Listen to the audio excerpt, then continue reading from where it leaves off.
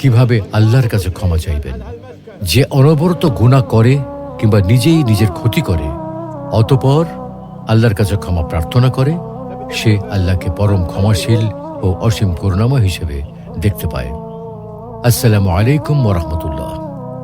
সুপ্রিয় দর্শক, মানুষ মাত্রই ভুল করে, কারণ মানুষের মাঝে জন্মগতভাবেই ভুল করার প্রবণতা রয়েছে, আর তাই কোনো মানুষই ভুলের ঊর্ধ্বে নয়। আর এ কারণেই বলা হয় প্রথম মানুষই প্রথম ভুলকারী।